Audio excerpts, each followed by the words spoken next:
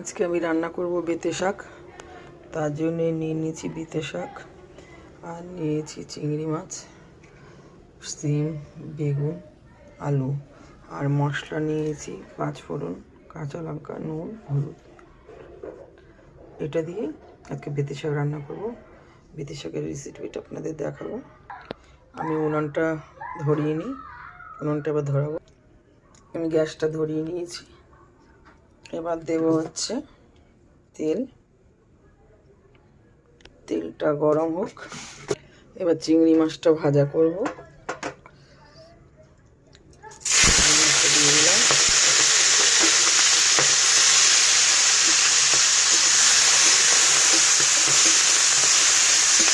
চিংড়ি মাছটা বেশি ভাজবো না, কারণ চিংড়ি মাছটা বেশি ভাজলে শক্ত হয়ে যায়।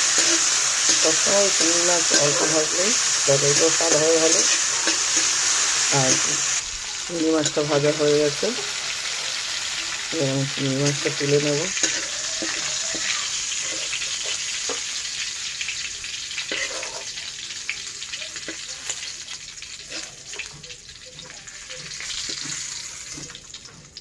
এবার আমাকে আর একটু তেল দিয়ে দেবো এর মধ্যে, অল্প করে।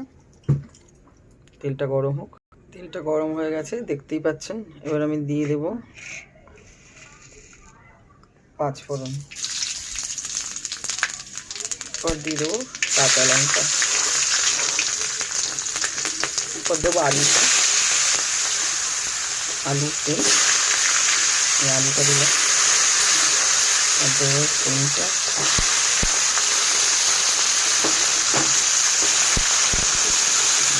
বেগুনটা দিলাম,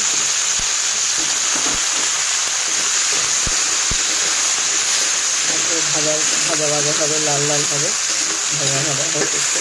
এবার আমি দেব নুন স্বাদ মতো, তারপরে দেবো হলুদ, এরপরে দেব, নাড়াচাড়া করবো।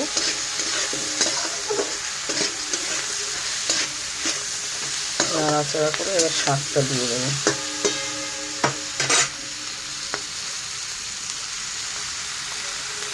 শাকটা এই শাক সবসময় কেটে বেছে তারপরে দিয়ে তারপর কাটতে হয়, নাহলে এই শাকে প্রচুর পরিমাণে বালি থাকে। শাকটা দিয়ে দিলাম। শাকটা দিয়ে একটু 2 মিনিট নাড়াচাড়া করে এটাকে রেখে দেবো। তাহলে শাকটা হচ্ছে। এবার এটার মধ্যে আমি দিয়ে দেবো একটু চিনি, অল্প চিনি। চিনিটা দেবো, যেহেতু আমি তখন বললাম চিংড়ি মাছটা আমি একদম অল্প ভাজবো, তাই জন্যে চিংড়ি মাছটা আমি এখন এই যেরকম একটু ফাঁকা মতো করে চিংড়ি মাছটা দিয়ে দিতে হবে। দিয়ে শাকটাকে এখন ঢাকা দিয়ে দিই। দিয়ে স্লাইড একটু গ্যাসটা কমিয়ে এই ঢাকনা চাপা দিয়ে দিতে হবে। এবার আমি ঢাকনিটা তুলব। দেখুন একদম জলটাও শুকিয়ে গেছে। একটু এরকম ভেঙে দিতে হবে, নাহলে ভালো লাগবে না।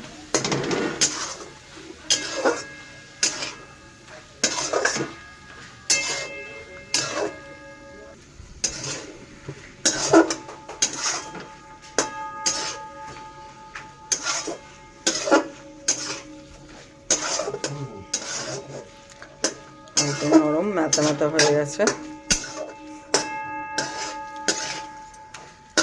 নামিয়ে নেব। এবার আমি তরকারিটা নামিয়ে নেব।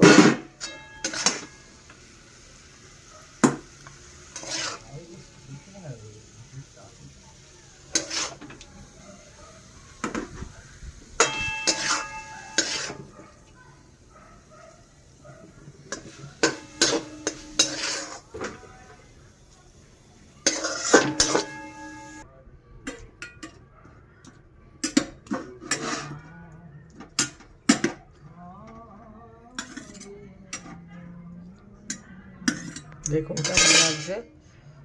ভালো লাগলে লাইক করবেন, শেয়ার করবেন, কমেন্ট করবেন রেসিপি।